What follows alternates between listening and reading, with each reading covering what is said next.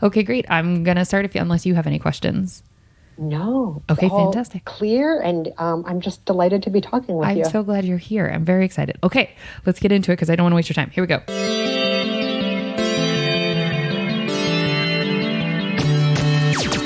Oh, hi, you're listening to Service from Hell, a podcast featuring people that are currently in customer service positions or the lucky few that got out and all of the good, bad, and infinitely irritating things that go along with that work. I'm actor and writer Kate Gaffney, and I'm uniquely qualified to discuss this as I used to work at a very busy and very popular comedy club in Los Angeles, and at least one of you listening right now has probably grabbed me and told me you were ready to order when I was running around like a crazy person. So let's eat!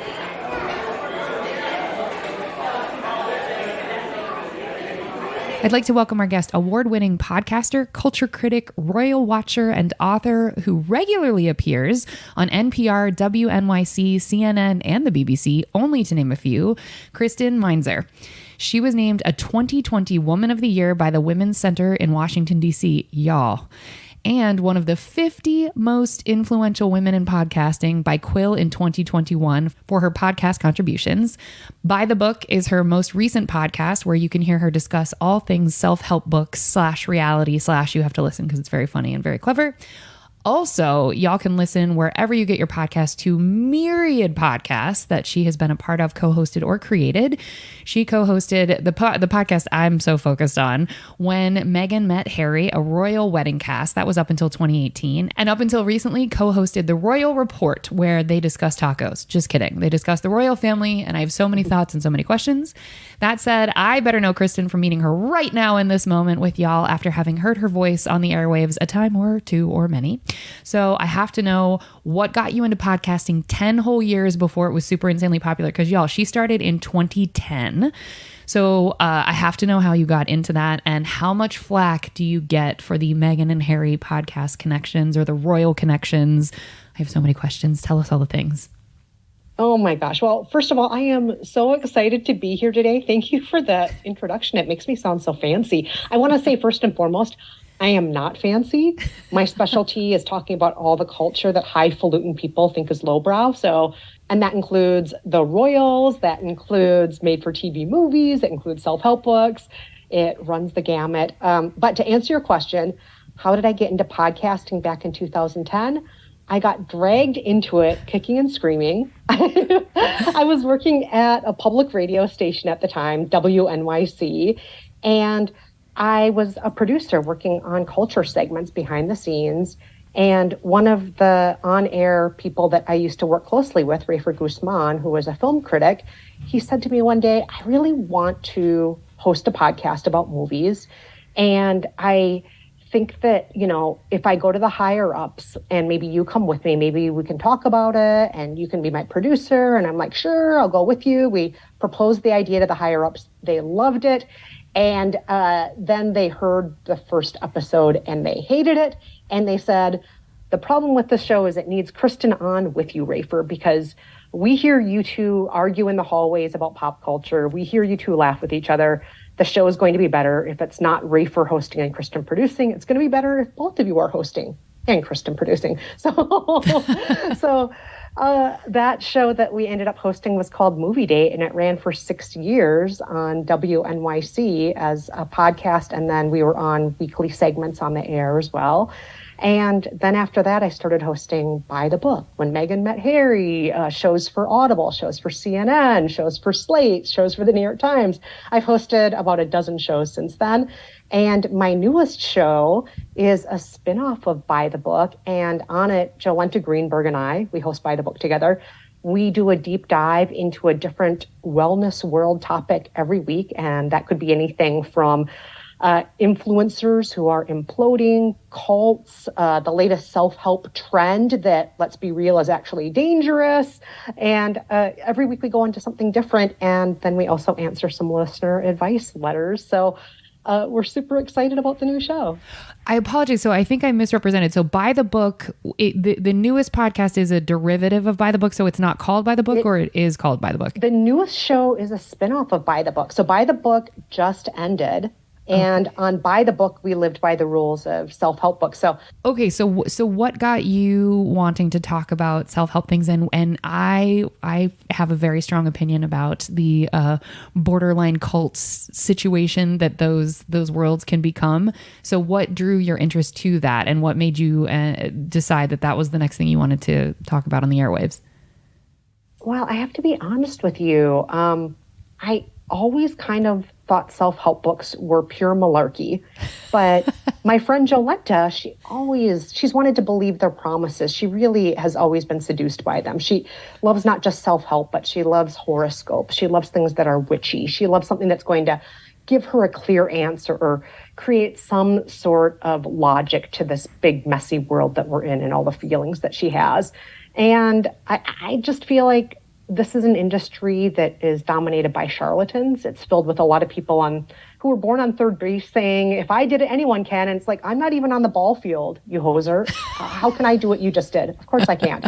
And it is an industry that really preys on women. According to a study by Goodreads, 2/3 of the readers are women. 2/3 of the authors are men. It is an industry of men telling women what to do. And I care a great deal in all of the media that I cover about gender and sexuality and about race and class and so on. And a lot of the things I cover that people consider lowbrow, in fact, are just women's media. So that's why I'm into it. Oh my gosh, what a powerful series of statements. I did not know that 2/3 of the authors were male. That's wild. Oh, yeah. What do you think that Men telling women what's Yeah. wrong with us. Men telling women how to fix us. Yeah. And is that something that the industry is cognizant of and just is keeping kind of quiet? Or do you think, is this something that is sort of, journalism that is you're on the forefront of exposing that piece of it? I'm not sure if people really do understand it. I think that we live in a world where most of the voices we hear, most of the people who are legislating our laws, most of the people on our money, most of the people running Fortune 500 companies, 83% of the people who get speaking lines in films are all men. So it's easy to just not notice when men are telling us what to do, right? It's like, oh, that's just the air. That's just something we breathe. How would we notice it being wrong when that's what we live in all the time, right? Wow. That's so powerful. And so what a beautiful thing to start exposing. So to go back to the podcast, is the idea to then, clearly you have, a funny take on it, but do you also get into the sort of real jarring facts and figures when you guys are? Absolutely. Absolutely. I mean, and we also want to be careful to never just treat people who enjoy self-help or enjoy wellness. We don't want to just treat them like they're stupid, like, oh, look at you dum-dums who buy into this nonsense. We totally understand why people turn to the wellness world. We understand why self-help is so seductive. We live in a world where a lot of us don't have adequate health care, mental health care. We live in a world where science and medicine has not paid very much attention to women's bodies, where the default in studies is almost always men. We understand why women in particular are drawn to these things. And so we don't want to put them down, but we also want to shine a light on the problems that are part of all of this. And we want to remind people it's okay to not be the richest, the most successful, the prettiest. It's okay to be fine. And most of those superlatives that people are aiming for are non-existent anyway. They're all mythology. Can you elaborate on that? What do you mean by that? The idea of being better than anybody else also somehow implies that there is such a thing as being better. So, for example, somebody may say, I'm living my best life. What are you losers doing out there? But I look at their life and I'm like, do I really want to live in a McMansion in the suburbs and have 4 cars? That's not a be-all, end-all version of a best life. That's one person's version of it, or one person's version of beauty. I don't necessarily want to look like this person who's the most quote-unquote beautiful person on earth. And why should we be looking at that person as the most beautiful person on earth when we come in such a variety of beautiful shapes and colors and sizes and ages? So much of what we call the number one thing, the best thing, the most successful thing, is so tiny and so just exclusionary of all the other good things in the world. It is a made up idea that you could ever be the best or amongst the best, because the definition of best is so mushy, and the definition of beauty, the idea of success, all of these things, they're individualized. And when we start comparing ourselves to what other people are doing, we can feel lousy. But if we take a moment and look at ourselves and be like, hold on here, do I want that McMansion? Or do I really want to be that height or that age? So much of what we celebrate in our culture being the most beautiful version of ourselves is to be 18 years old.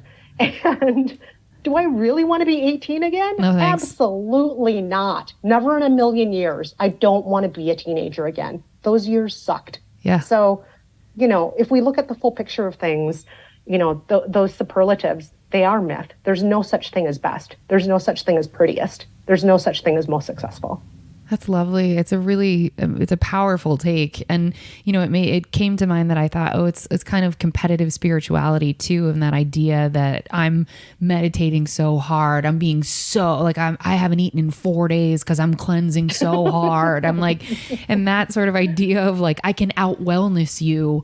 And that I think the industry, Yes. it's predicated on that idea that there's some sort of gold star. Once you meditated for 4 hours, make it 5. You just made $100,000, make it 600. It's just that always chasing and the never having peace there's a lot of money to be made in creating, a lack of peace in people's lives. That's wild. And the idea that we always have to be better. Why can't we just be fine? If we always have to be better, there's always a shortcoming. There's another product to buy. There's another thing to fix. And who says I'm not complete and whole with who I am right now?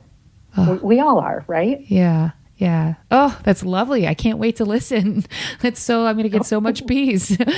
What drew you towards, because I read that with the royal discussion that you had, you also wanted to discuss or have discussed race and kind of the inherent issues there that are very much a very relevant topic of conversation as of late with Harry and Meghan and, just the exposure, I guess, in that world.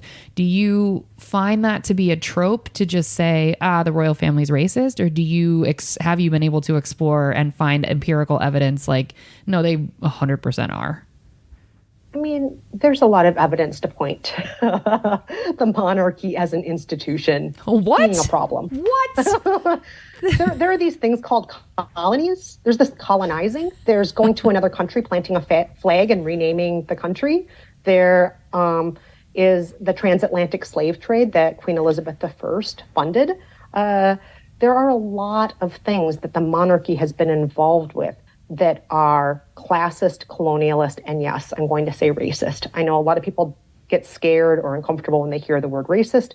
I didn't say they themselves are racist. I'm saying things they have done have very much been racist. And I think that we all have implicit bias. I think that much like sexism, we swim in a world of racism. We breathe the air of racism. There are ways that we all behave and think that are racist, even when we have the best intentions. And I don't think the royals are immune to that at all. In fact, I think that they are even more problematically immersed in a classist system. And classism and racism intersect very much in our world. And so these are real issues. And anyone who says, there's not a racist bone in the royal family, as soon as you start using things like bones as your argument for why somebody is or isn't this or that, you've lost the argument. Guy who was in the White House for a while, number 45, he used that term all the time. There's not a blank bone in my body. And it's no, we're not talking about bones. We're talking about thoughts, actions, ideas, and legislation. And there's plenty of problems in those areas. I don't give a damn about your bones, okay? So the royals, obviously we have seen more of these issues come to the forefront because Meghan Markle is somebody who is unapologetically Black or biracial, depending on, how the conversation is going. She usually refers to herself as biracial, usually. But she is half Black, and she owns that. And, there is the possibility that other members of the royal family in the past, most notably Queen Charlotte, may have been part Black. But as far as actually owning her Blackness and having it as part of her identity, Meghan is the first person to really do that. And along with that, there has been ridicule. There's been a very racist British tabloid press, and frankly, sometimes American press. There has been abuse that has come at the hands of her own family, his family, the general public, social media. Anybody who tries to in any way defend Meghan or Harry becomes also the subject of that abuse. I have received death threats. People have found my home address and sent things to me in the mail. You've gotten doxxed? Oh, yeah, absolutely. And so this is very real. People are not gentle with their hatred of Meghan and Harry. It's not like they're just sitting at home sipping tea and saying, oh, I really dislike them. They're actually tracking down people's addresses. They are writing to them. They are threatening them. And it's no joke. Yeah. When you were sent something, did the FBI get involved? Because I know No. It was something that was typed up. There was no return address, nothing like that. And so I just was like, that is so wild to me. That is so wild to me. People threaten me all the time on Twitter. I mean, part of it is also like, I am a non-white woman on social media. I'm a non-white woman who talks, and I'm in the world. So you better shut you. That there it is. You could say like, flowers are pretty, and there'd be something. Oh yeah. But this is well documented that anybody who says anything remotely measured or reasonable about Meghan Markle will receive abuse as well. It's not just me. Other royal reporters I know, other people in the industry. It's just, unfortunately, it's a part of our lives. Is that what caused you to step away from that podcast reporting, or was it just that came to a natural end? Oh, no. It's just I always have a lot of different projects going on. Yeah, you do. And I never want to, just stay in one lane. Like I said, I want to do all the quote unquote lowbrow culture. I want to do it all. And sometimes that means I'm going to be spending more time on the royals. Sometimes it means I'm going to be spending more time on made-for-TV movies. It all switches up. Okay. Well, probably a little less death threats in the Hallmark/Lifetime movie lane, I would assume. Hopefully, a little bit less. Yeah, not none, just less. Okay. And so just to wrap this section up, so people can find you now on How to Be Fine. That's coming out. It's out already, or it's going to be out? Yes, debut episode February 23rd. Woo-hoo. So next week. Yes. Okay. Yes, please check it out. Okay, and then where else can people? At the end, we'll do your socials and everything. But where else can people get ears on you? Like, are all of your older podcasts, are those still live in the world? Oh, yeah. You can listen to all the different shows that I have hosted. They're really easy to find if you just go to KristenMeinzer.com. I have a whole page of just links to different podcasts I've hosted there. I love it. Okay. You got tricked into getting into the industry, and here you are this many years later, still at it. I love it. Okay. All right. Well, folks, we hope you enjoyed your apps. We're going to move on to the entrees after a quick break.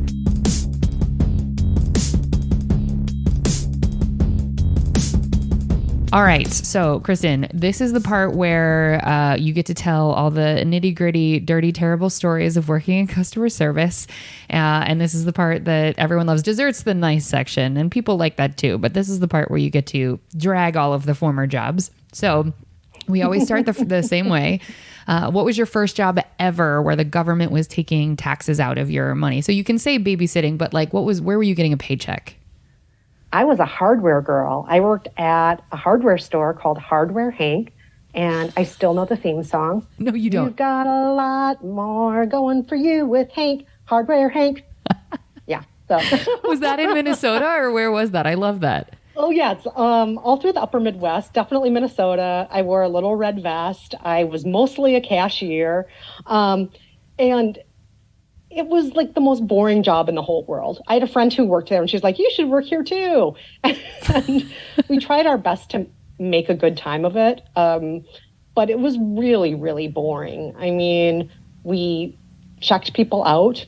We had, oh my gosh, I'm trying to think of anything fun that happened at the job. I mean, we tried to make our own fun. Every once in a while, we would make funny announcements, but they didn't like it when we would make funny announcements. Why? That's There the was best. one point.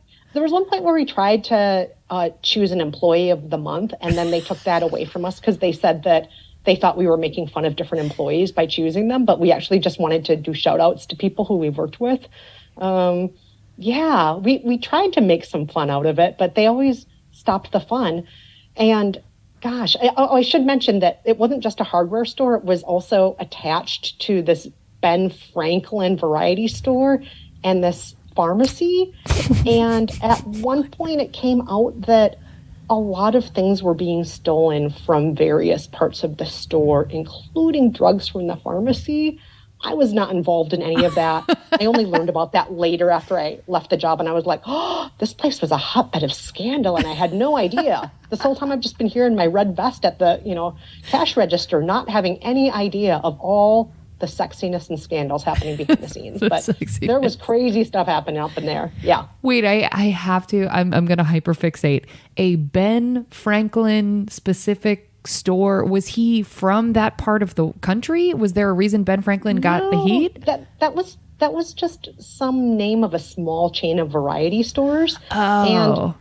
And Ben Franklin variety stores, they had everything from pet supplies to, really corny tchotchkes, jewelry that you might give a 6-year-old. Okay. Okay. Those kinds of things. Okay. So you got roped into that because a girlfriend of yours was like, hey, let's do this together. How long did you last at that job? Oh my gosh. It was way less than a year, maybe 6 months. Okay. What? I just remember being very bored a lot of the time. Like maybe if I had a gazillion customers, it would be more fun. But a lot of the time I was just standing there and kind of like staring off into space or trying to page through a magazine. And then a supervisor would say, no reading magazines, And you're like, cool, well, then I'll just look off into... I'll just stare off into space. Yeah, that's... And I won't steal drugs from you like everyone else is. Why don't you pay attention to them? Yes, that's wild. exactly. Okay. So you, at what age were you when you did that? Was that like teenage years? Yeah, I was like 15, maybe 16 at that point. Okay, so you were an early adopter of the work culture. I'm impressed. Okay. Oh, yeah. Were you also, so obviously you were in high school at the same time. Were you playing sports and doing all of that as well? Or was this the main kind of way you spent your free time? No, I did other things too. I wrote really bad, sullen activist poetry. I was one of the founding members of the school's literary journal. I wore all black and smoked a lot of cigarettes. I snuck out of the house and went to lots and lots of concerts. This was all in Minneapolis. Yeah, so, I would see at that point in time, it was the 90s, and there were lots of bands in the 90s that were, it was a big music scene back then. So, went to see a lot of music and, that was pretty much my life. I got really good grades and I was a really good kid, but I also snuck out a lot and did naughty things. Had to smoke those cigarettes. Okay. So during that time, so when you started, we think around 15, 16, if you were to go back in the whole catalog of all the customer service jobs, how many would you ballpark, or do you know the actual number of how many you've had? I have worked over half a dozen. I've been a waitress in multiple jobs. I have worked telemarketing on both the receiving end as well as the outgoing calling end. I've done a lot of service jobs. Okay. I have to know, we'll get back to I know audience, I will get back to the questions. They get annoyed when I deviate from the questions, but I have to know the telemarketing, when you say both calling and receiving, calling out makes sense to me. What is receiving? What do you mean by that? Well, receiving, people would call in with customer service issues. I worked at a company that it was a mail order catalog company. I worked at 2 different mail order catalog companies, mind you, doing this kind of job, customer service. People would call in and they'd say, my such and such that I ordered hasn't arrived yet. And I would look into it. I would, maybe send out a new order at overnight shipping rate or whatever, and to get it to them. And then here's where the telemarketing comes in. Then I would try to upsell them. Now that I've taken care of that, is there anything else I can help you with today? I took care of getting Ken Burns' Civil War series to you overnight. Is there another Ken Burns series that I can get for you? Yeah. So one of these mail order companies only sold items that were specifically targeted at public TV and public radio fans. So it was all items like that. And then it's like, oh, I couldn't help but notice that your Faulty Towers order, that we accidentally doubled it. Would you like to send one order back? And then perhaps I can upsell you to also have upstairs, downstairs? Yeah, things like that. And then another company where I was an incoming telemarketer was a department store in Minneapolis. And it was kind of the same thing. It's like, okay, well, thank you for your order for 3 cashmere sweaters. May I also introduce you in some slacks, some wool blend slacks? Wait, yeah. What was it? Because it's such a specific thing. I feel like at very particular ages, we are attracted to different styles of customer service. I think people are either attracted to retail or restaurants or phone-based situations like you were. So you've kind of touched in all of those areas. So with the telemarketing specifically, did you have another girlfriend that was like, hey, come do this job with me? Or were you attracted to the idea of outgoing and incoming calls? Oh, I wanted to do it and I loved it. Really? I loved it. I didn't love when I did outgoing calls, that was me working at a nonprofit trying to get people to just send in money. That was miserable and one of the worst jobs of my entire life. I hated it. I hated that job so much. Oh God, it was the worst job. But the incoming calls, I loved. I loved trying to be helpful. I loved that at the end of each call, I felt that I fixed something. How many jobs do we have in life that we get to actually feel like we fixed something? And then me trying to upsell people, I didn't give a damn if they said yes or no to the slacks or the Faulty Towers or whatever it was. I didn't care about that. But I really did like fixing things. And I was in those jobs usually the top performer for my department. And I just worked quickly and I worked kindly with as many people as I could per day. And there were times where I would take care of 100 calls an hour sometimes, where I would get, somebody fixed all in 30 seconds, next call. Somebody fixed in 30 seconds, next call. I really was a powerhouse at it and I just loved it. And I loved trying to make people feel a little bit better, I fixed your thing and hopefully I can give you a little bit of sunshine today. Hopefully your day will be better afterward. It's so lovely. I've never heard it described that way, as if you have a fix-it mentality, your love language must be acts of service, because for you to get such, pride around being able to solve a problem, but also have the efficiency, I don't know how they let you leave that job. I would have done anything I could to just keep you there, because that's so efficient. 100 calls in an hour? That's so efficient. I'm not saying that was all the time. I'm just saying sometimes I would get to that point, and I loved it. Wow. I loved it. So what got you, because I'm sort of deviating from the questions, but what got you out of that job if you loved it so much? Did you have bigger aspirations, or was that during college, or was that just like kind of a one-off, or what? Yeah. Oh yeah, that was during college. So that was all through college I worked a full-time day job, and then I would work part-time jobs also, and then take my classes on the side. And so my full-time day job for a lot of college was working at that call center, taking incoming calls. And then I had various part-time jobs working waiting tables at a couple of different places. And I was also a gas station girl at one point. And so I had a few different service industry jobs also, that were not in the call center. And then, oh my gosh, now I'm thinking of other weird jobs I did. Some of them didn't last very long. Tell us, what were the other weird jobs? I was a medical guinea pig, but that's not really service industry. That's just, doing experiments. By proxy. Anywho, that's a completely different topic. That's a different show. Okay. So, but yeah. So I did that, and then I graduated from college eventually. Oh no. So I did that, and then eventually I realized that the university I went to, the University of Minnesota, if you were a full-time employee there, you actually, one of your benefits along with health insurance and 401k was free tuition. So I quit my day job after I'd been, working in the call center for many, many years, and college was dragging out forever.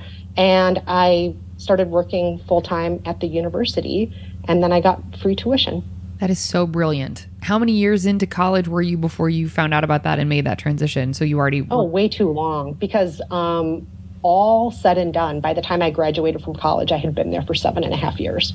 How much debt were you saddled with from student loans and stuff before you realized I should be working? I had no student loan debt, zero. You lucky lady. I paid for everything from the phone jobs and from the waitressing jobs. And I used that to pay for my rent, my tuition, my books, my food. Everything was paid for. That's why I worked so much. I worked a lot. Wow. And that's why it took me so long to get through school. I imagine. Wow, that's so impressive. Okay, so you said about half a dozen customer service jobs, but do you mean half a dozen industries, or do you mean you really only did about 6 or 7 actual jobs? Because it sounds like you're listing a lot of individual jobs. Yeah, I mean, hardware girl, gas station girl, 2 telemarketing incoming jobs, 1 telemarketing outgoing job, minimum 3 restaurants I've worked at. Okay, we're up to 8. Yeah, so those are like the big ones. Okay. Yeah. And then some weird, questionable things on the side, like I said. with it. It's a different show. I won't pull at that thread. Okay. And so it sounds like I know the answer to this question, but what was your favorite job of all of these? Oh, I really actually loved waitressing. I liked the phone bank work a lot when I was receiving the calls. I really loved that. I loved the people I worked with. I loved the energy. I loved the adrenaline of it. But I loved it also waiting tables, because not only did I get that adrenaline of, you have to get this food out there, you got to balance this table and this one. I loved the face-to-face interactions with people waiting tables. I loved it so much. I had regular customers. I had customers who were so kind that they would send me postcards when they were on vacation. There was one waitressing job I had that I told a customer next week's going to be my last week here. And he came in and he brought me a present on my last day. And, Come on. So I was really, I was really lucky that I had really good waitressing experiences, even though, full disclosure, I'm a terrible waitress. Like, I would spill things. I literally once spilled a whole poo-poo platter on this table, and oh my it was gosh, on fire. It was very bad. What? Wait, and what? I spilled things on myself. I had lots of waitressing disasters. I was not good at it, but I loved talking to the people. I loved trying my best. Sometimes we try our best and our best just isn't good enough, but that's me. Wait, well, it was on fire? I have to hyperfixate on this. Okay, I put it out right away. It was fine. It was totally fine. Nobody was hurt. Was it from a votive candle on the table, or what was the meal on fire? No. The platter actually had this flame in the center of it. And then all of these appetizers like satay chicken and egg rolls and wontons surrounding the fire in the middle of it. And you're not supposed to spill fire on a table, but I did. Yeah. But even though you lit people on fire, this was still your favorite job, like restaurants in general. And I also made a customer throw up once. I How? made the customer laugh too hard at something, and then they threw up all over the table. It was really, I mean, I had all sorts of disasters waiting tables, but I loved waiting tables, even though I was bad at it. What would you say? Okay, well, real quick, you couldn't have waitressed for longer than like 5 years, because the burnout rate is pretty high. So how many years would you say you did it in like a row? Oh my gosh. I'm thinking of all the restaurants. Okay, so there was the Chinese one. There was the Malaysian one. There was the buffet that I got fired from after one day. There was the health food restaurant. Those were the 4 big restaurants I worked at. Yeah. Okay. And each of those restaurant jobs lasted less than a year. In one case, like I said, one day. Yeah, I'm gonna come back to that one. I found the reason I had a feeling it was under 5 years is because from all the interviews I've done with the show, I have the general, very non-scientific, just law of averages from what people have shared. It's right around year 5 where people are like, ooh, but fuck this. Ooh, this ain't it. I can't keep doing this. So a lot of people have rose-colored glasses, much like you, saying, yes, people, it was amazing. I lit people on fire, but it was still great. It's for whatever reason, year 5 tends to be that something flips and people are like, I can't keep doing this, or I keep doing it and I'm angry. So under 5. Okay. So, well, I thought I could have predicted your favorite job. Maybe I can't predict the answer to the next question then. Your least favorite of all of those. I think I know what you're going to say, but go ahead and share with us the least. The outgoing telemarketing when I was fundraising, it was miserable. Calling up people and asking them to give money, even though it was a cause I cared very deeply about. It was an environmental nonprofit. And from the time I was a very young child, I've had environmental anxiety. I care a great deal about the environment. I donate money monthly to my environmental causes. Like, it automatically is taken out of my bank account every month. I do volunteer work in this arena. And yet, actually having to ask people for money sucked. I hated it so much. And I was only calling back people who had donated in the past, people who, whether it was door-to-door donations or on the street, or people who on the phone had donated before. I was given a list every shift of like, here's 100 people to call this shift. And almost everybody either hung up on me or just, would make up an excuse. And I totally understood why. Nobody wants to have somebody call them up and ask for money. Nobody likes that. It sucks, right? Yeah, and was it just a straight up cold call, like they're eating dinner and all of a sudden their cell phone rings and they're picking up and you're like, well, there were no cell phones then. So you were interrupting dinner for real? Was that like? Yeah, people's phones are ringing and they're like, oh, I wonder who that is. Is that grandma? Oh, fuck, it's a telemarketer. Jesus. Oh, God. I was just about to dig into my hot dish and have a nice cup of coffee, and here's somebody on the phone just ruining it. Yeah, and that person ruining it was me. It sucked. It's the opposite of what I liked about being on the receiving end of calls, because I wasn't there to fix. I was there to ruin somebody's night, And is that how it's truly how you felt every time? Was like, oh, here we go. Oh, yeah.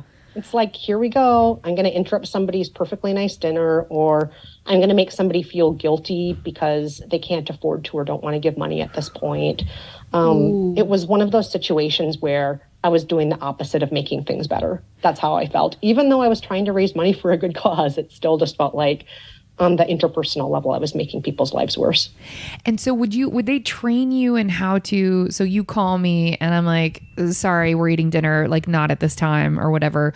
Would they train you in how to pivot around the initial no's? Yeah, absolutely. When is a better time to call back, Kate? Well, Kate, this is a really important thing. And we know you have been so generous in the past. We know you have such a generous heart, and we'd love to just touch base with you again. Is there a time later this week I can call you and just discuss how we can work together to just, make a few dollars go a long way to make the world a little safer for the next generation? Oh, or something we can do. God. Oh, I would just be like, you know what? Here's $20. Please don't call me back. I feel terrible.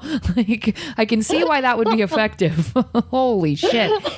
And well, because isn't the metric also for a successful 501c3 is like you have people that are monthly contributors as opposed to one-time contributions? Yes. Like, so was the goal to get them on some sort of subscription sort of donation? Oh, ideally, yeah. Get suckers like me who do it every month. Yeah, that's what you want. Oh, you poor thing. That's awful. Okay, so that was your least favorite. Did you ever have anybody like wild out on you when you called and like get rude and curse? No, but I did have a day that was I was feeling so demoralized, and there was this household I called, and whatever they said, I just completely retreated into myself. And I just was like, I am so sorry. I did not mean to ruin your night. I feel just terrible. Goodbye. And I hung up. And then they called back later. My boss tapped me on the shoulder and said, hey, you were just talking to somebody and you accidentally hung up on them, and they feel really bad and they want to donate $120. Can you talk to them right now? And I was like, oh my God. So that was like the most successful night of my life, is like that night where I just practically cried on the phone, and then they called back to say they want to donate money. All of us with big hearts are such suckers that it's like, yeah, I care about the environment, but I care more about this person that I probably made cry. So here's money. That's, you know what? Good tactic. Well done. You manipulated them and it worked. Good job. Yes. Everybody just get what you want through crying. Emotional manipulation. That's the way to go. Yeah. That's what men tell us. I mean, to go full circle, that's what we're being told works. So, okay. So so least favorite we know. What is the weirdest thing you've been asked to do whilst on the clock at any of these jobs? Oh my gosh. The weirdest thing was I had to interpret in Spanish. I was working at a restaurant and the custodial crew were Spanish speakers, and I was the only person who was bilingual on the staff at the time. I had to explain that a squirrel had crawled into and died in one of the large antique decorative vases. And could you please get the dead squirrel out of the large antique decorative vase? And that was one of the weirdest things I had to do. Yeah. That may be the weirdest sentence that's ever been uttered on this whole entire show. It's a real bummer. I felt so bad for that squirrel. Because the squirrel probably just smelled something good in there. And then, the shape of the vase, there was no way for the squirrel to get out. And then by the time we discovered it, it was like game over. It was too late. Very dead. Gone. The squirrel's been gone for a while. Yeah. Oh, what a terrible way to die. Good God. So sad. Oh, yeah. I forget. I speak Spanish, but I do not remember how to say squirrel in Spanish. I think I blocked it out. I no longer remember after that incident. No, I'm serious. I just blocked it all out. I'm like, I don't remember. You're like just a rat with a long tail. It's dead. Help us. Okay. Yes. That's for sure the weirdest. Was there, and I seriously doubt you have an answer to this, but was there ever an incident where they ever asked to speak to your manager, not necessarily like a Karen incident, but maybe where they were like, no, we don't want to deal with you. Get your manager. Oh, yeah. I'm sure there were all the time when people were calling the telemarketing lines. And, sometimes people would yell and they're like, this package needed to be here in time for my daughter's birthday and it didn't get here in time for her daughter's birthday. And no, I don't want to speak with some dumb call center agent. I want to talk with a manager. Yeah, I definitely got calls like that. I'm like, okay, I totally understand. Thanks so much, Karen. I'm going to get my manager on the phone right now for you. I totally get it. Oh, that just sucks. I am so sorry. Begin by validating, then follow that by apologizing, and then say we'll do all we can to fix it, and then get the manager on the phone pronto. Yeah. Oh, it makes my heart start racing. Oh, and then can you give us inside baseball tips if that happens where we've now escalated the situation? Do you stay on the phone to continue to listen to what they say, or do they cut you off and then the manager takes it so that you can go answer other calls? Yeah, the manager usually just wants me to get back on the phone and answer other calls. That's what I thought. Because, I've heard both, but I have a feeling that's more time efficient. And then did you ever get reprimanded based off of someone, saying that this is the birthday gift that you've now ruined personally because you obviously interrupted the delivery? So did you ever have it where your manager was like, hey, girl, we got to talk about this? Oh, no, but they did have various staff members who would listen in on our calls for quality assurance. And I did get in trouble one time because I was eating my lunch while I was trying to do customer service calls at the same time. And they're like, you're clearly eating French fries. And I was like, I was eating French fries. How did you know? How did you know those were French fries? Where are you? That is amazing. Yeah. Your ears have a gift. They knew what I was eating. Yeah, that was amazing. I love that you weren't even reprimanded for that. You're not even turned off by the fact that you got reprimanded. You're like, where are you? How did you know this was a potato that was fried in my mouth? I love it. Okay. Did you ever have a situation, because I feel like with call centers specifically, I don't always ask this question, but I think this might be relevant. Do you think it's at all weird the amount of power that customers wield or can use in situations where they're like, you're like, this person's probably working some kind of angle. Like I can definitely tell they're trying to get something for free, or, I don't know if they're telling the truth, but they're about to get, $100 just of hush money essentially from the company. Like, because at that time they're probably scared of a Yelp review or scared of some sort of Google review. So do you think that sort of in society in general is disappointing, or, Do you feel like customers are too powerful, or do you think it's balanced and it's... No, I don't think customers are too powerful. I think a lot of times we're treated like crap. And back when I worked customer service jobs, I really did do everything I could to make somebody's day better. I kind of saw that as like the best thing about the job. What can I do to make your life better today? What can I fix for you? What can I do that will fulfill a need? I loved that. And I'm still very much of that thinking. And I know not every culture is like that. And even when I say culture, I include different states in the US, how we talk to our service providers, how our service providers talk to us. Like, I was in shock when I moved to New York, and I couldn't believe people would actually walk into a store and say, hey, give me a blank. Give me a this, give me a that. And I'm like, where are you saying hi? How are you doing? May I please have? Does nobody say may I please have here? What the hell? Hi, may I please have? Thank you so much. Have a great day. Was that so hard? Did it actually take more time to say that? No, it didn't. But it's a cultural difference. And I was told by native New Yorkers, they're like, your niceties are wasting people's time. Nobody in New York has time for that nonsense. That's what they said to me. I'm like, well, I disagree with you. I'm still going to try to be nice. Yeah, it's a wild thing because I was thinking... I'm never going to say, give me a. Yeah. I'm never going to do that. And when you were saying that, I just kept thinking, I was like, I wonder if shop owners or people that have been on the receiving end of your niceties have gotten annoyed of like, just what do you want? Like, what do you... Because it's such an interesting cultural shift. You're trying I'm not asking for your blood type or where your grandmother was born. I'm just saying, hi, may I please have? You're like, that took 3.5 seconds. Yeah. So I think customers, how they talk with people could sometimes be better.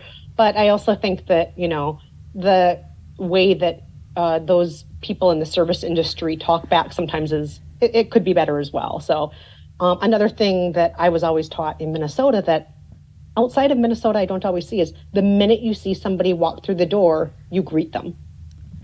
Whether you're at the counter, at the cash register, whether you are restocking a shelf. Hi, how you doing today? And I have more times than I can count walked into a restaurant and have the staff look up at me and continue their conversations with each other. And sometimes it'll go for 10 minutes. I'm like, is anyone going to acknowledge me? Is anyone going to say, hi, table for two? Is anybody actually? Nope, they're not going to. And I have walked out of dozens of restaurants in my time in New York because somebody just didn't want to acknowledge me. And I'm like, sometimes I'll last for 2 minutes. Sometimes I'll last for longer than that. But eventually I just leave if nobody acknowledges me. I'm the same way, actually. And I know that, this is something that people have gone back and forth about on the show. I am with you. I don't care. Like, I love New York a lot, but I know it doesn't just happen in New York, but I am of the belief that if someone has chosen to not only give you their time, but they are also going to be giving you money for the experience that they are about to have, if you cannot be bothered, short of, look, if you're sweating, your head's down, you're grinding, it's so busy, you can't, even then though, if you can't just be like, hey, 1 second and get back to it, that's astounding to me. What's more astounding is exactly what you just described of, we're in the middle of a bit of a chat, so I'm going to keep doing this. You human being, you don't exist. I think it's a sort of subconscious way of like, I'm taking the power back. Like, these customers don't decide. And it's like, they do though. On some level, like, you can pay your rent because of them. It's such an odd... Yes. Yeah, I'm with you on that. And I've left many a restaurant as well. I'm jumping ahead, but do you, in that situation, if that were to happen where your server was a particular way with you, would you not tip or would you leave mid-experience and say like, oh, I don't mean middle of the meal, but I mean like you've gotten your drinks put down and you're like, you know what? I'm not into how this experience is going at all. And have you ever like left in that situation?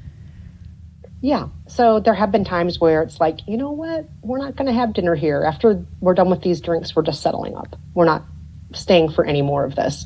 Or maybe eventually we'll get a table and they'll still ignore us and we'll look at the menu and we'll say, this isn't worth it. Let's just go somewhere else. That's fine. Would I ever stiff a server? Never. I have never, ever in my life left less than 20%.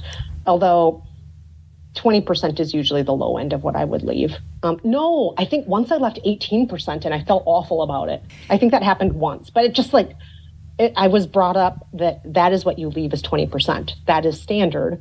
And you leave extra on top if you can, or if you would like to. But my household I was raised in was very strict. 20% is what you leave. And my mother worked her entire life in retail.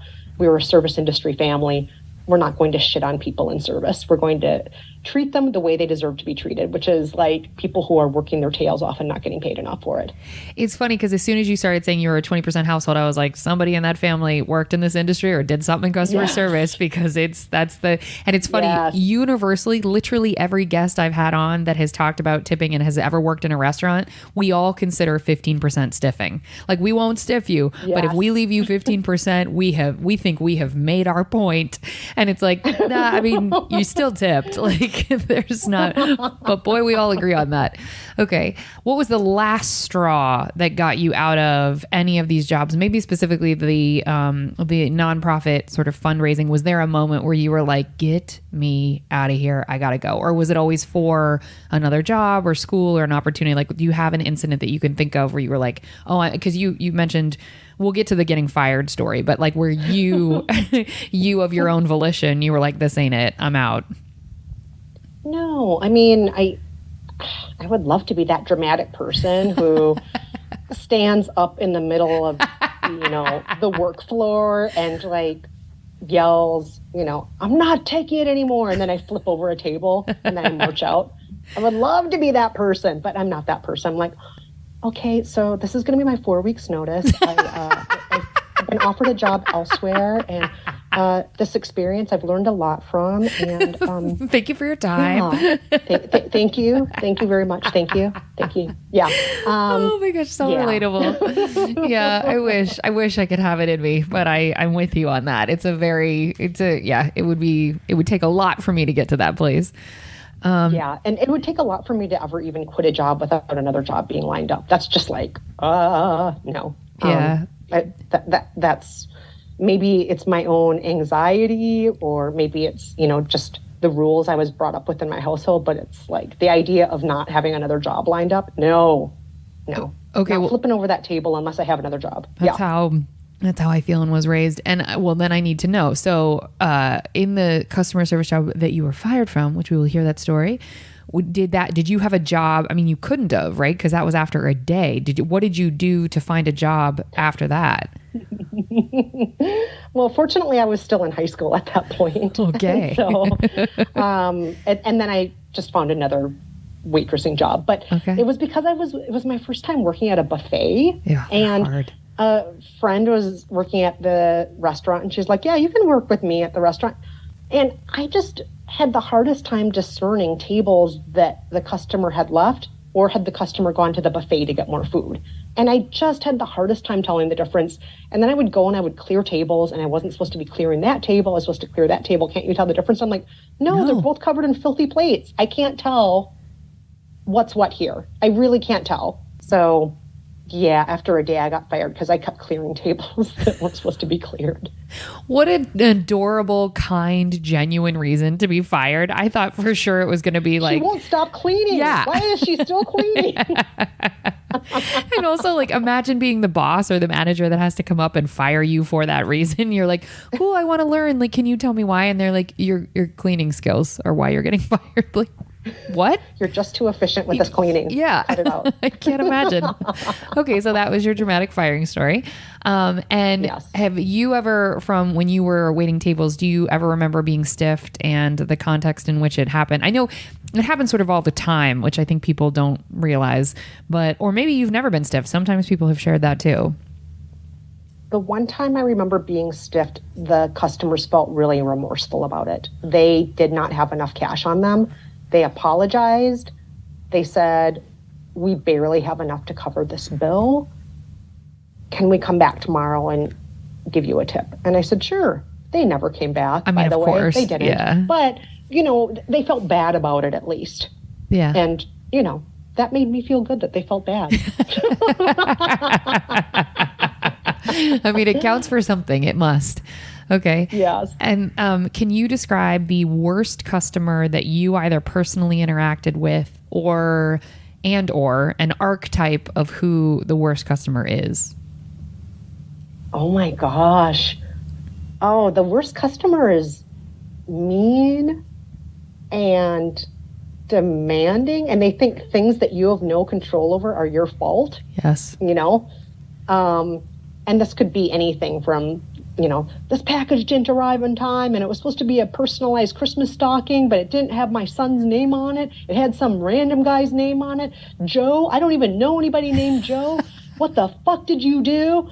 What's wrong with you, you dumbass? So, there are a lot of things here. They're accusing me of things that having control over things I have no control over. They're calling me names. They're being mean. They're yelling. That's like a worst case scenario situation that, call center work. But those were like my favorite people to turn around though too, and make them be nice to you. Maybe that says something wrong with me that's, masochistic or something. But I just want to make my abuser love me. That's all I want. But I would try my best to turn around those people. But oh God, they were terrible. They were terrible. I have a friend though who always said he's worked a lot of service industry jobs and a lot of restaurant jobs. And he always said, with a great sense of humor, Dave Rupert, who I've been friends with since we sat next to each other in math class when we were 10. And Dave always said, we are providing a service equivalent to marriage counselors here. We're letting this man get his rage out on us, so maybe he won't go home and yell at his wife. That's what he always said. Oh my gosh. And I'm like, oh my God. A part of me thinks maybe that's true. And another part of me thinks he probably still yells at his wife when he gets home. Yeah. There's no cap on. But he always said, he tries to rationalize it in his brain that way. Like, maybe this is the one way this guy will get his anger out today so that it won't come out in other less appropriate ways. That's what he always said to himself. What a hero with a heart for others. I simply don't have the patience for that. That is a lovely interpretation of let me be of service twice to receive your abuse so that you don't abuse others. And also, so when someone would call you outside of your name, would you have permission at the telemarketing company to say, you don't get to speak to me like that, or to hand the phone off, or to hang up? What was the procedure, or was there one? No hanging up. You never hang up on a customer. Never, never, never. I could say, I could apologize many, many times in a row and say, I feel like this is something my manager, that you feel more comfortable talking to my manager about this, or something along those lines, to move them over to somebody else other than me. And sometimes that was enough to get them to stop yelling. And sometimes they would get on with my manager and just yell at them instead, what do you think that is? I mean, not that this isn't like a psych podcast, but I'm so curious with your experience and kind of all the things that you've observed and been on the receiving end of. What do you think that is in the human psyche that switches to be, because you strike me as someone, I'm like this too, that just would not yell at someone in these positions, no matter the frustration level. There's just no, you'd be able to acknowledge this is not this person's fault. So what do you think that is when someone is like, I'm taking it out on you? I think it's a few things. One thing it reminds me of is how people behave on Twitter when they say horrible things on Twitter. Because when you're typing things on Twitter, the person you're typing to isn't really a human, are they? And I think at a call center, the person who's calling me doesn't think of me as a human either. They're just upset and they're throwing their rage somewhere, right? Yeah. And so to me, it's very similar to that. I'm not a human to them. And if they actually looked me in the eyes, if they were sitting next to me, or across the table from me, they probably wouldn't talk to me like that. Sure. I don't think they would. Yeah. So you think it's sort of the boldness of the anonymity of, because I'm on the phone with you saying this terrible thing, I'm not looking at you, so I'm just letting you receive my anger? I think that's part of it. But I also think that, especially when it's an item that you have ordered and you're calling the call center because the item didn't show up and the item was specifically a gift or specifically for a special occasion. This is something I was going to use as my wedding ring. This was, going to be part of a big moment. There's a lot of emotions tied up in things that people purchase. Objects are rarely just objects. We put a lot of meaning onto objects. And so I think that when things go awry with those objects, it can be really tough for people. And I sometimes imagine scenarios in my head where I'm like, oh my God, maybe this is the fuck up husband who was going to get something right this Christmas and get the right kind of present, and then it didn't show up. Or maybe this was somebody's last chance to, make amends with their child who they were really bad to, and now they want to, get along with their kid and they screwed it up because their gift didn't show up. Or maybe this is somebody who is in so much pain right now because somebody they love, like a parent, just died, and all they wanted to do was, get this cookery set so they could make some recipes that their mom used to make them. And maybe there's a lot of emotion tied up in it. So, sometimes there's more to the story than just my object I ordered was late. Sometimes there's more to it. Woo, Kristen, that is so honest and so kind, and what a compassionate view of, yeah, that's right. I mean, that is. And also, some people are just jerks.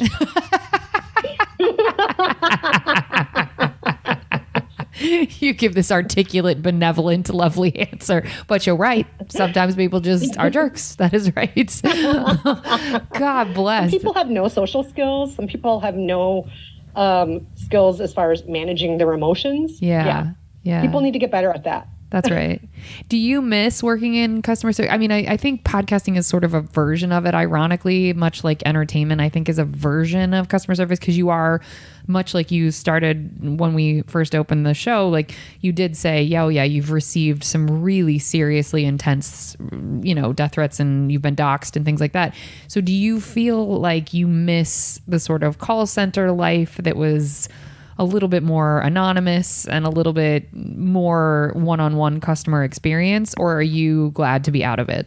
Oh, I miss customer service. I really loved doing it. Every once in a while, including today, I just did this. I'll look up and see, I wonder if my favorite movie theater is hiring staff, because I still have the dream of someday working at a movie house. Or, I wonder if that place is hiring servers right now. And I looked up one place today just because I was fantasizing about waiting tables again. But their job qualifications, I cannot meet those job qualifications. One of them is like, must regularly be able to, throughout a shift, lift 50 pounds while walking up and down stairs. And I'm like, I can't do that. What? No way. I can't do that. No, 50 pounds walking up and down stairs. Too many pounds. I can only hold 2 plates at a time. This is one of the reasons I was a bad waitress, because I can't do the like 6 plates on an arm. I can't do that. So I'm like, okay, I can hold 2 plates, maybe 3 if I'm lucky. And I definitely can't do the 50 pounds walking up and down stairs. So no. It's wild. You're the first person. Oh no, that's not true. You're in the minority of people who have said, I've fantasized about waiting tables. We've had a couple guests who have said, I would go back in a heartbeat if not for this, big life I'm living now. So is it because you have career success elsewhere that is why you don't go back to, I mean, the 50 pounds thing is insane, but is part of you not doing it because you're like, well, I don't need to do it? Oh, gosh. It's not necessarily that I don't need to. It's just that up until recently, I've just had so much on my plate with the numbers of podcasts that I've, hosted, and the numbers of books that I've written, and public speaking engagements and TV appearances and all these other things that I do. In a typical year, I appear on over 100 podcasts outside of my own, just to give you an idea of how busy I usually am. And I'm like, how would I get a waitressing shift around that? I don't know how I would do that, That is so impressive that you have the energy for that, because I find it's exhausting, especially being on someone else's podcast is very exhausting because you have to be on. So it's so fun. You love it. How much fun we're having. Yeah, we are. I love it. It's my podcast. I love. I'm like, cool. I get to ask all the questions I think of. I'm into it. Okay, so you missed that. Okay. Well, folks, we hope you enjoyed that. We're going to move on to the good stuff, and hopefully you saved room for dessert.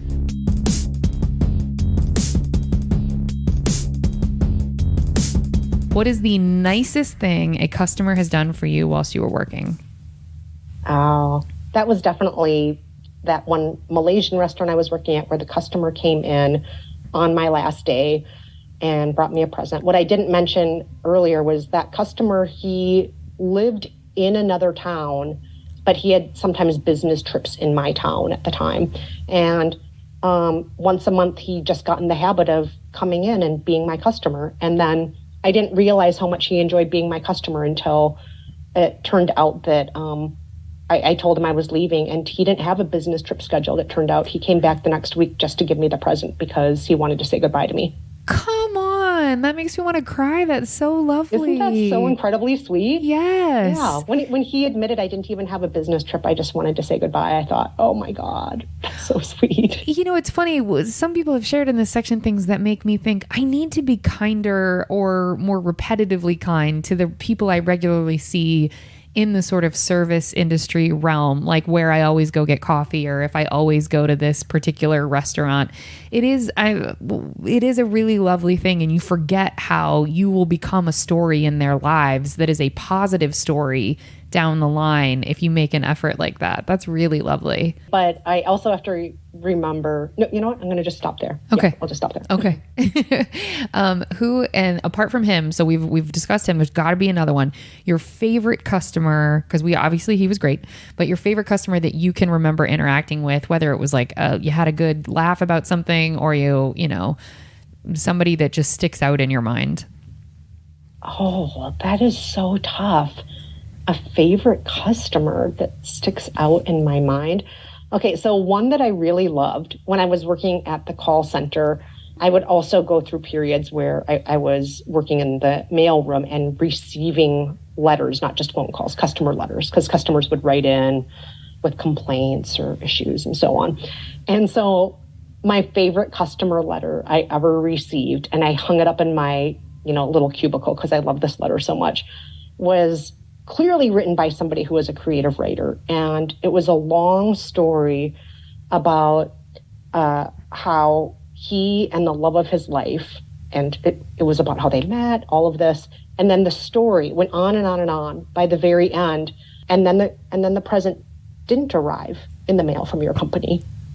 And that love of my life, she's no longer with me. And it was just this really long, hilarious, funny story. I'm like, who is this person? I love him. He is hilarious. I don't know who he is, but I'm going to send him 5 of what didn't show up on time. That's what's happening next. And that was a letter that I just loved and I cherished, and I had hanging up in my desk for ages. I loved that guy, whoever he was. Whoever you are, you may remember typing that up. It was really on a typewriter. It was written up on typewritten paper. Do you think that was true, that like he wasn't trying to be funny, that it actually like this person died and he meant to give them this gift before they died? Am I hearing it right? I think this was a very gifted and very funny writer. Okay. It was like, if the only details that were in the story, were just, it was almost like a rom-com script. It was hilarious. I love it. I love that. So did you really send him 5 of whatever was, Oh, I did whatever I could to make him happy. I don't remember much beyond that, but I do remember just thinking, this is a special person. Did you have the discretion working at that job to, when things would come across your desk in the letter side or even in the phone, did you have the power to be able to say how it was getting solved, whatever the issue was? Yes. Up until a certain dollar amount, I could do pretty much anything I wanted to. I had the power to do that. And I sometimes wonder if that even exists now with companies nowadays. Are they given free for all? Like, I'll just make the customer happy no matter what? Or I have a feeling they're not, because based on my phone calls with my insurance company, they will not even refund basic things like the cost of my pap smear usually. It's like, what is wrong with you? Yeah, it's this is wild. supposed to be covered by my insurance. What's wrong with you people? I agree. Well, it's women's healthcare. And to again be full circle, that's why they're not doing it probably. Okay. The uterus is just a figment of my imagination anyway. Turns out. Who needs to take care of that? Who needs it? Okay. Can you remember the best tip you have ever gotten, like cash or otherwise? Oh my gosh. I don't know. Back when I waited tables, I did get a lot of really good tips. And once again, not for my skills or ability to bring out food to the right table or to bring multiple plates at a time, or the ability to actually keep poo-poo platters upright on the table. Or not light them on fire. None of my tips were for that. They were all just because I think my customers knew I loved them and they meant the world to me. I love that. Okay. And what's the best time you've ever had at work at any of these customer service jobs? Is there a day that sticks out in your mind, or a time when you were like, this little window or this period of time was a really good... Oh, yeah. Every single job that I am looking back on now, my favorite magical time at each and every one of these jobs was smoking. God, I used to love smoking. My coworkers and I, We would smoke. We would shoot the shit. We would smoke some more. Smoking was the best. Yeah. Do you remember when people smoked? Oh, Smoking yeah. was great. Yeah, I used to smoke. I'm a big fan of People cigarettes. don't smoke anymore, but They it was really so don't. great, wasn't it? It was great. Well, what pissed me off is like I was a social smoker, and so at my restaurant jobs, whenever people would leave who were like really smokers, I would hate it because I would have to cover their tables and whatever. So I had one boss one time who was not a smoker, and she was like, "For all you non-smokers, in order to pay back all the tables you've watched whilst they go outside, you can just go out," and she called it having an air break. And it was the best. It was like you could just walk outside, stand there and breathe. And she was like, that's payback for all of the smoke. Because we would argue, that was our thing at any other restaurant. It was like, well, damn it, I don't smoke. When do I get to just walk outside and not have to deal with these people? So yeah, but cigarettes are pretty great. I'm with you on that. This is not an ad for cigarettes. If you're young and listening to this, don't smoke. It's bad. Whatever. No, don't smoke. It's very bad for you. It's terrible for you. Don't do it. Okay, so what is the best lesson you have personally learned from working in customer service? The lesson that we're all taught in kindergarten, just treat people like they matter. It's the very basic, right? And expect that of other people. Don't put up with people who don't treat you like you matter, right? I've never heard it said like that. So what does that look like for you? What do you mean by that? What I mean is, like, it's one thing to have to put up with that at work. Some customers aren't going to treat you like you matter, but your job is to treat them like they matter. But once you're outside of work, whether it is a so-called friend or somebody you're dating, if they're treating you like you don't matter, if it's your boss treating you like you don't matter, don't put up with that. You deserve at least as much as your waitress is giving you. Wow. You deserve to be treated like you matter, and in turn, you should treat other people like they matter. And do you think that's true from the customer side as well? If they're getting treated poorly by the person that is either waiting on them or on the phone with them or selling them the shirt? So I think the customer should do their best, no matter how upset you are as a customer, to remember that the person you're talking to, that it's not their fault. They're there to try and help you. And I try to do that every time I'm really, really upset with the insurance company or the cable company or the bank or whatnot.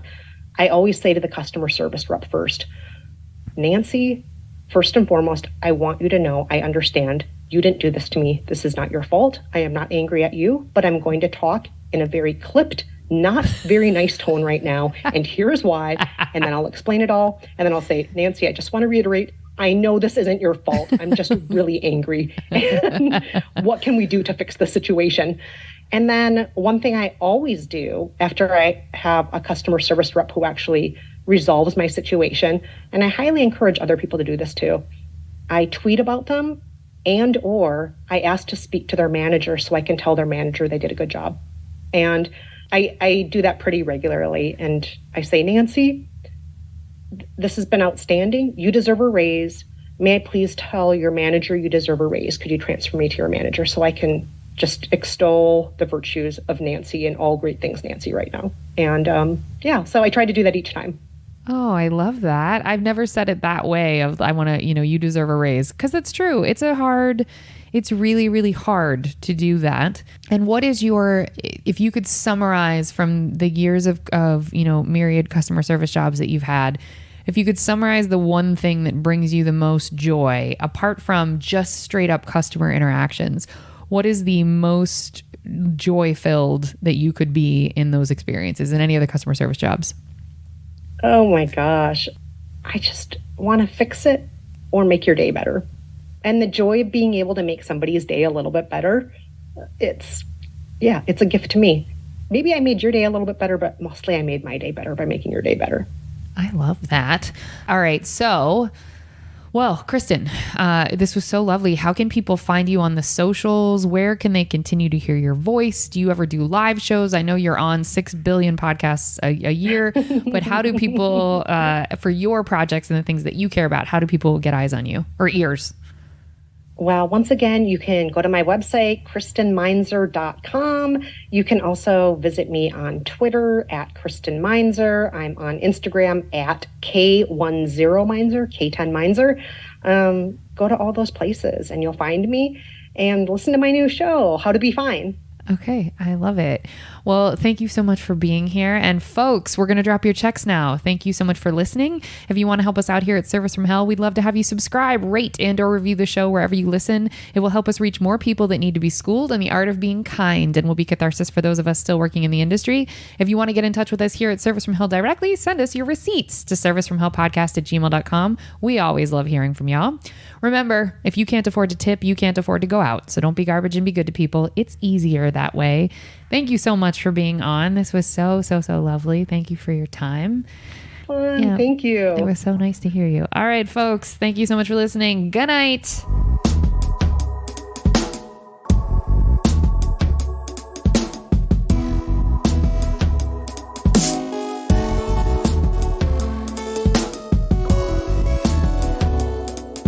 Okay. Wow, that's never happened to me before. I'm just like, okay. Listen, I'm so glad you have a backup. Yeah, it's totally okay. I've got dogs barking. It's fine. We're doing, we're putting together what we can to make content for the world. Good job, us.